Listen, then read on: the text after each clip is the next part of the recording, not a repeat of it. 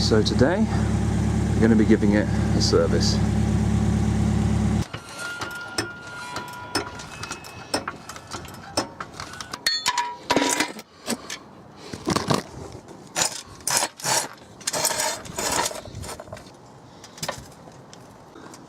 I can just about get in there to the sump to reach the drain plug.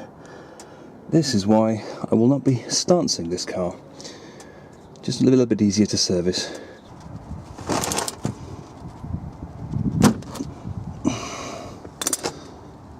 That did it. That's JDM oil being drained out there, all the way from the other side of the world. It's quite dirty. The oil filter on this engine is right down in there. You can't really reach it. So you need one of these doohickeys to reach in there and grab it. Nasty old filter, nice new one.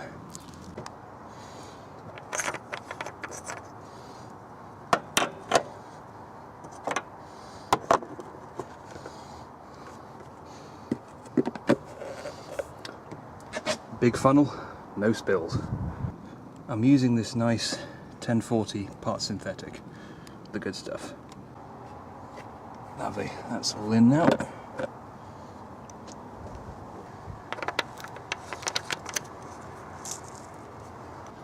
I'm going to have to find a UK seller for the elements for the HKS pod filter, and when I do I can replace that. So for the last thing to do today is we're going to change that fuel filter.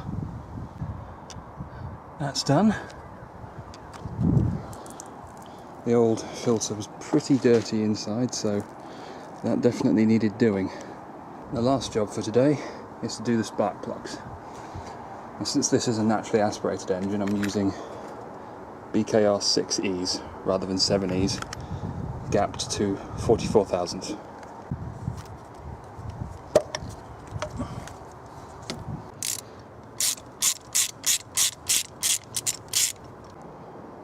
Doesn't look too bad actually, but of course I have no idea when they were last done, so good to change them. Looks like the previous owner was also using BKR 6Es in his car, but he was using iridiums rather than copper core. Oh well.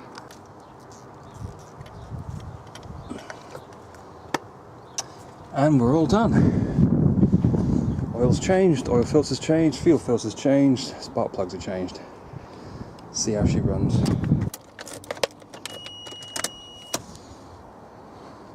Let the fuel pump prime.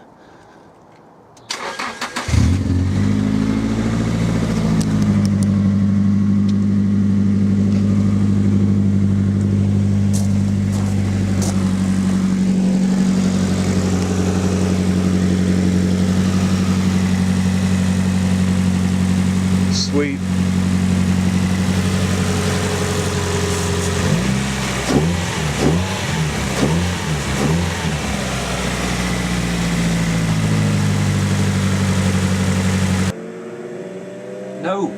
No.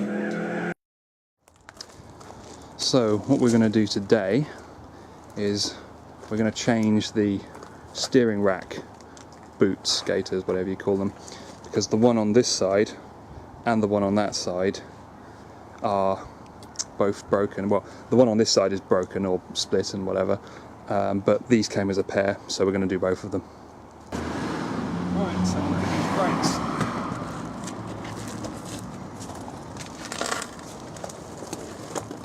Tyre's not too bad. That looks like it's been sitting for a little while. There's some pitting and some scoring, a little bit of scoring, not too bad. Here's our JDM coilover. There's a little bit of a split on the top boot there, but that's not too bad. No rust at all. Glory of importing from Japan. So you can see our track rod end boot is a little bit perished, but still serviceable. And here's our rack boot, which you can see is completely, see at the back there, completely split into two. So that definitely needs to be changed.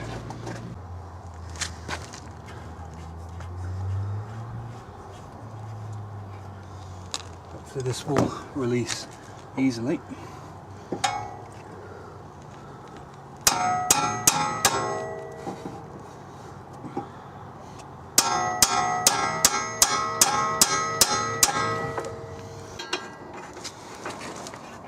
That was a tough one to release, but ouch. We had to heat it up with a blowtorch, but that did get rid of it in the end. So now that just come off. I'm going to release that with a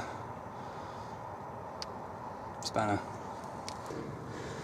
Now that half can just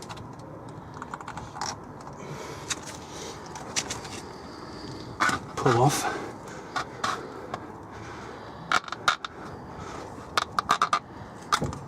You see, it's completely split, and the rubber is very hard and cracky, so about time these were changed. And that's the final bit released from the car. Goodbye. There's a new boot on. The end of it's kind of small, but so it needs to stretch. There we go.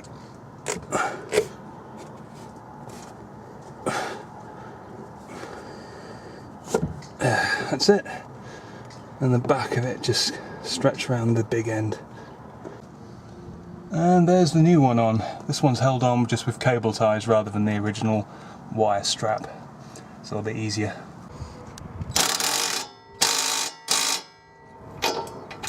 Good enough for me. I decided to change both the boots since I got them as a pair, as a kit. And as it turns out, the other one on the passenger side is just as bad.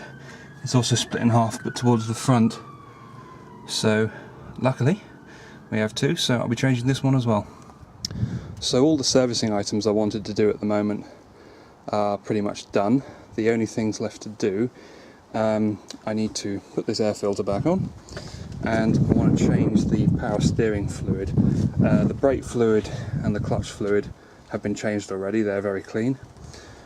So, just going to put this back on. I managed to find a UK distributor for the filter elements for these HKS mushroom things. It wasn't particularly cheap. The filter was about the filter element was about 25 quid, but they do last a long time, and it was a genuine Japanese product, so that should be good for a while. And installation is very simple. It's already got these things on, so just put it back on there with a hose clip and we're good to go.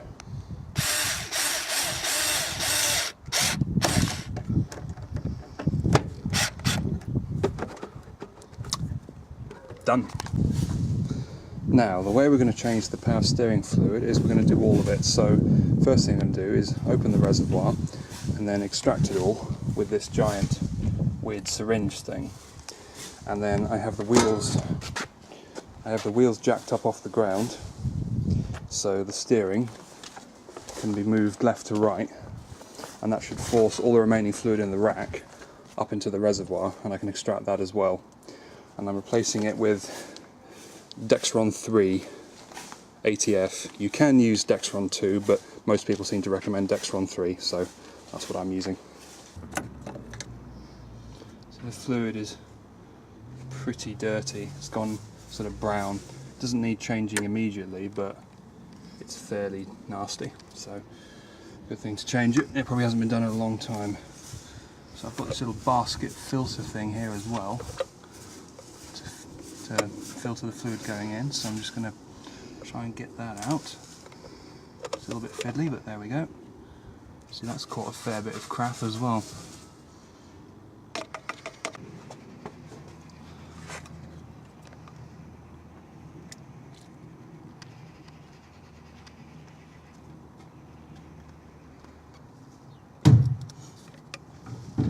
Yeah, that's pretty brown looking.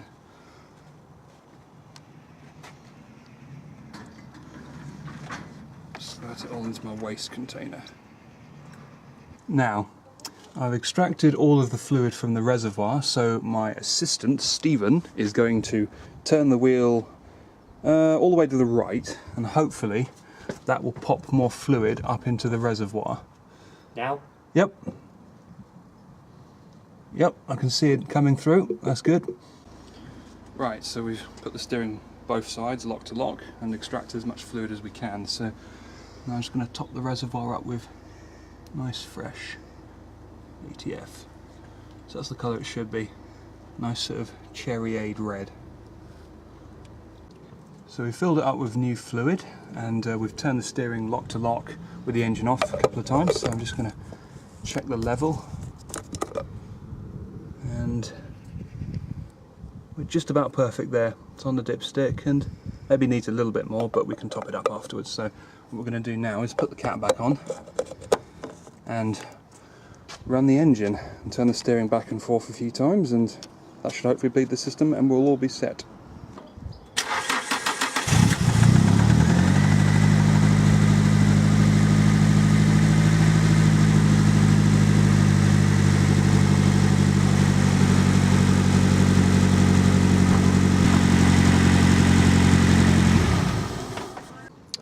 Right, let's have a look.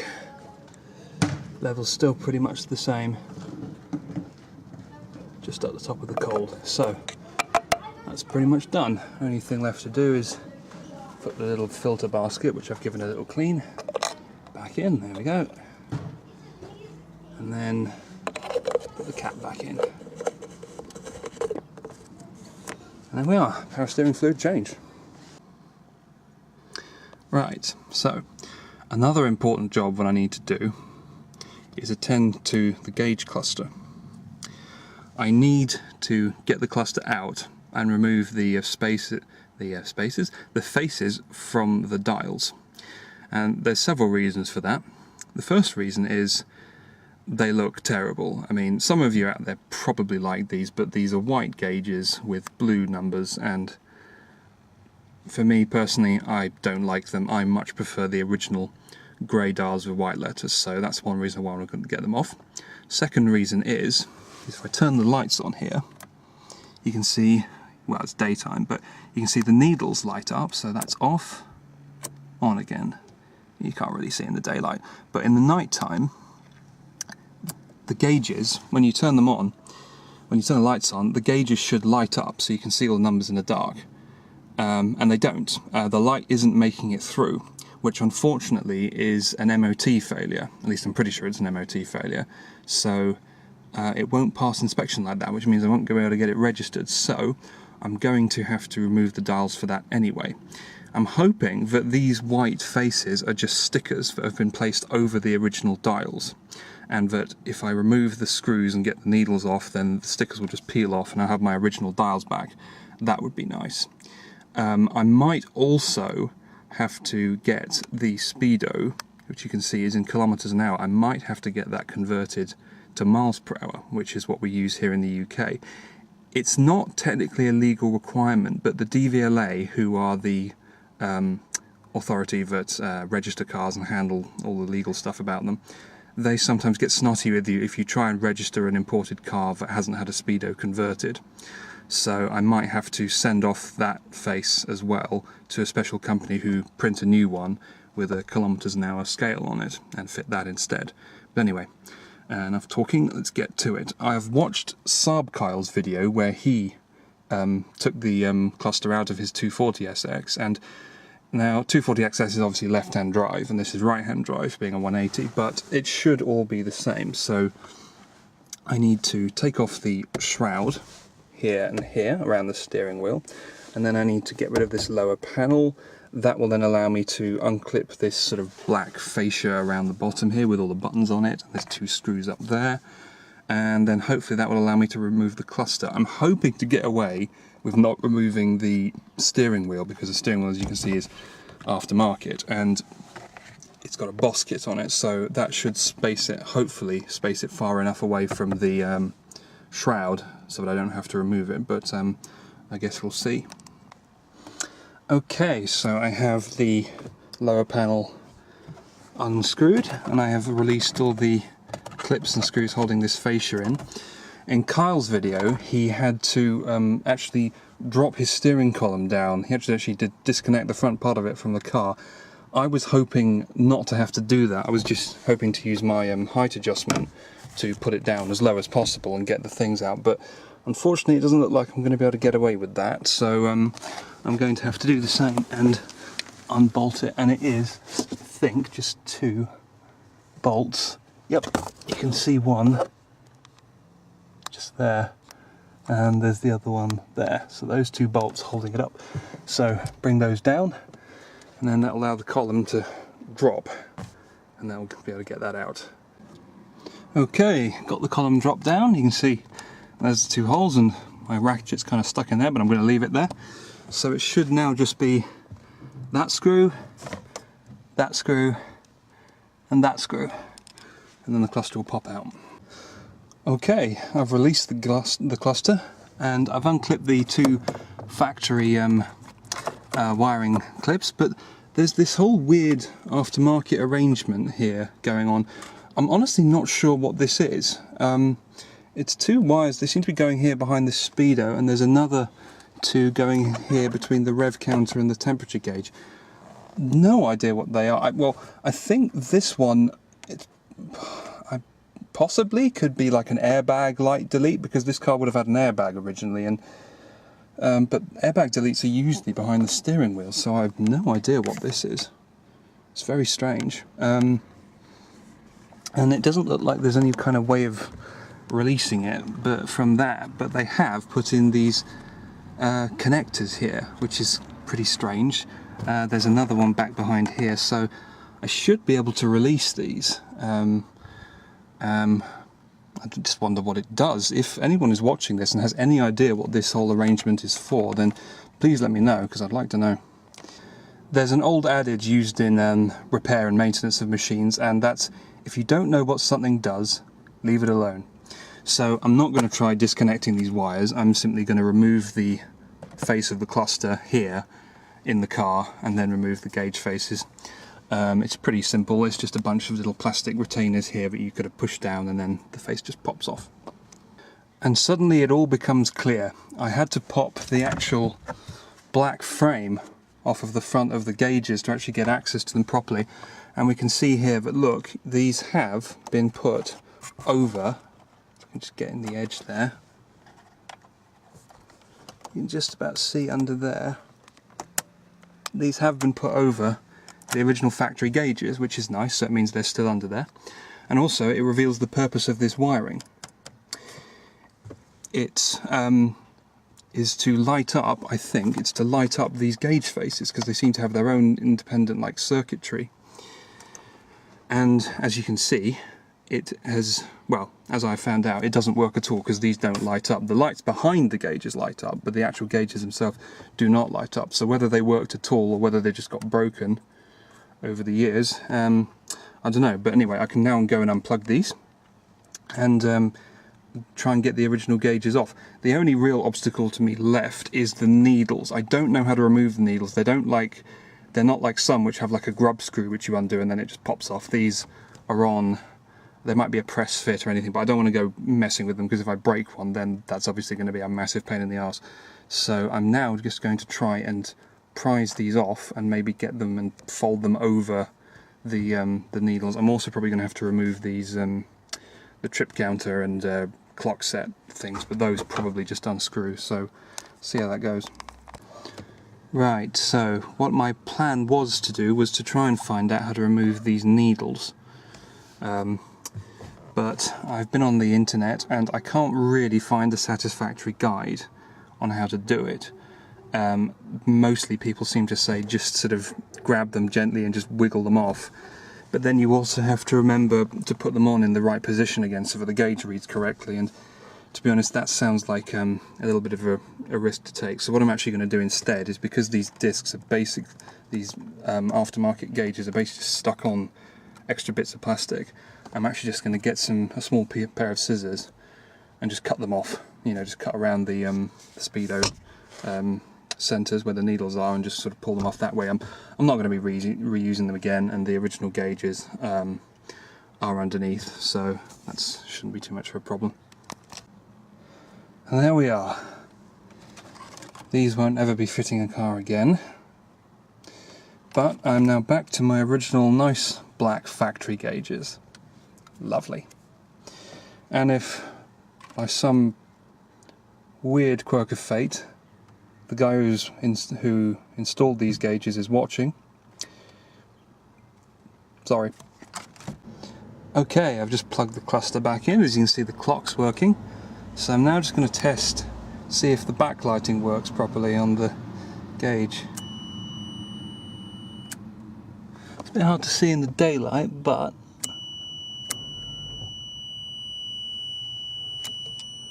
it is. It is working. It's so faint you can't even see it on the video, but I can see the needles lighting up, so I might film this a little bit again. I'm going to leave the cluster like this for now, partly because I want to take the face of it, which is kind of grubby, and give it a nice clean with some wipes and whatever, because you don't get these off that often. And also, my friend Chris and I, we're going to have to wire in a rear fog light, and I'll explain more about that when we get to do it.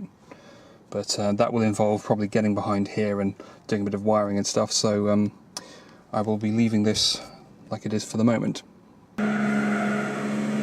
Move, fake skyline.